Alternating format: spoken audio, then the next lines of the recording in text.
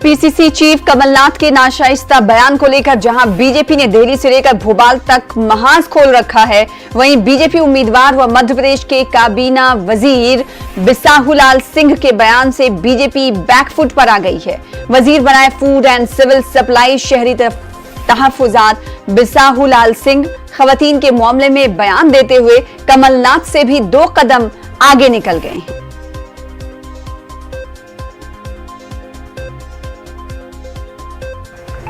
अपने पहली औरत जो वर्तमान में उसका ब्यौरा नहीं दिया है कि मेरा एक औरत और है जिसका शादीशुदा है, ब्यौरा दिया है, तो उनसे पता लगाओ। ये मेरी बात हुई, कलेक्टर से भी बात हुई और एसडीएम से भी बात हुई। निर्वाचन ने कहा कि आपके पास आपका मेरे को हर चीज़ की जानकारी जयप्रकाश को नहीं देना है।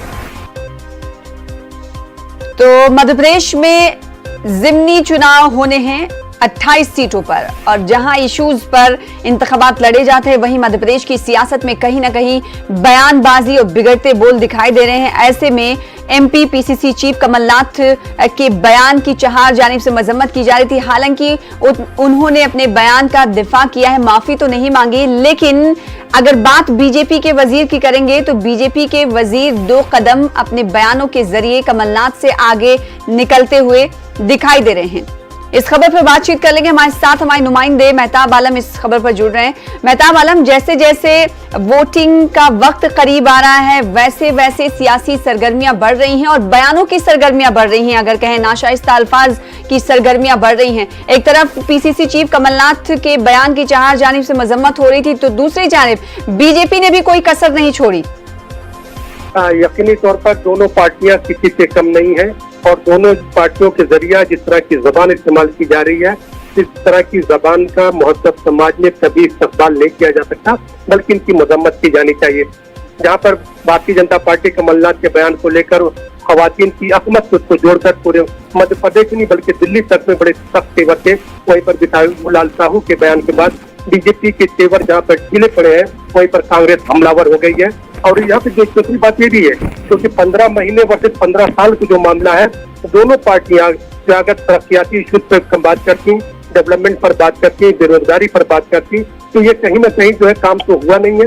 जब काम नहीं हुआ तो ये अवाम की तवज्जो को जो है शिफ्ट करने के लिए इस तरह के बयानबाजी इस्तेमाल की जा रही है। और इससे जहाँ पर बीजेपी कल जो है बड़ी हमलावर नजर आ रही थी, वहीं पर कांग्रेस आज हमलावर नजर आ रही है। वहीं पर दूसरी बात ये भी है कि शिवराज काबीना की जब पहली तश्कील हुई थी, इसमें 5 वजीरों को जो है हलफ दिलाई गई थी, उसमें 2 वजीर जो सिंधिया खेमे के थे, आज उनके 6 महीने पूरे हो रहे हैं। वहीं पर कांग्रेस जो है इलेक्शन कमीशन से शिकायत की है कि इनको हटाया जाना चाहिए, क्योंकि ज़ाब्ते के मुताबिक सिर्फ 6 महीने तक ही बगैर मेंबर के वजीर रह सकते हैं और आज उनकी मुद्दत पूरी हो रही है ना जी।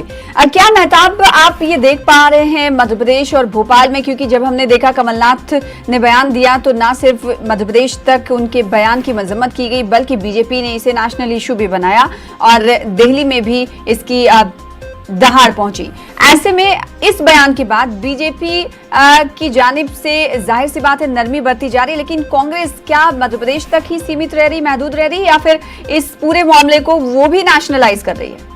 देखिए, जिस तरह से बीजेपी ने इस मामले को जो है नेशनल से ले जाने की कोशिश की, उसी तरह से कांग्रेस भी उसको उसी पैटर्न पे चलने की जो है पूरी कोशिश कर रही है। अब सवाल वही है कि क्या आवाम के मसाइल यही है जिससे जबान इस तरह की इस्तेमाल की जा रही है, और फिर वजीर अगर इस तरह की जबान इस्तेमाल करेंगे, पार्टी के जो है अगर सदर इस तरह की जबान इस्तेमाल करेंगे, तो आम लीडरों से, आम लोगों से हम तवक्कुआत क्या कर सकते हैं? ये बड़ा अहम सवाल है और फिर लोगों को सोचना चाहिए, क्योंकि आप जो लीडरशिप है इसको लोग बड़े उससे देखते हैं और उस तरह से बनने की कोशिश करते हैं। अगर कमलनाथ के जगह इस तरह की नाशाइस्ता जबान का इस्तेमाल किया गया तो उसकी मजम्मत की गई। तो उसी तरह से हम देखते हैं कि भारतीय जनता पार्टी ने मौन व्रत किया पूरे मध्य प्रदेश में, चाहे भोपाल की बात करें, इंदौर की बात करें, ग्वालियर की बात करें। अब वहीं पे सवाल उठ रहा है, क्या बीजेपी के लीडर ने, काबीना वजीर ने, बिसाहुलाल साहू ने जिस तरह की नाशाइस्ता जबान का इस्तेमाल किया है, क्या अब भी बीजेपी के लोग मौन व्रत करेंगे या उसी तरह के तेवर इस्तेमाल करेंगे जैसा उन्होंने दूसरे लीडर के लिए किया था? तो यहाँ पर अपनी पार्टी का लीडर है इसलिए जायज है और दूसरी पार्टी के लीडर है इसलिए हमलावर है। यहाँ पर इस पर भी गौर करना पड़ेगा कि हम आवाम, हम समाज को क्या दे रहे हैं, क्या मुहद्दब समाज में इस तरह की जबान का इस्तेमाल जायज है, इस पर भी हमें गौर करना पड़ेगा। बिल्कुल जाहिर सी बात है। बहरहाल अहम इशूज से हटकर कहीं ना कहीं चुनावी धारा की जानिब बयानबाजियां जोर शोर से जारी। बेहद शुक्रिया हमारे साथ जुड़ने के लिए, मेहताब, और तफसील से जानकारी फराहम करने की।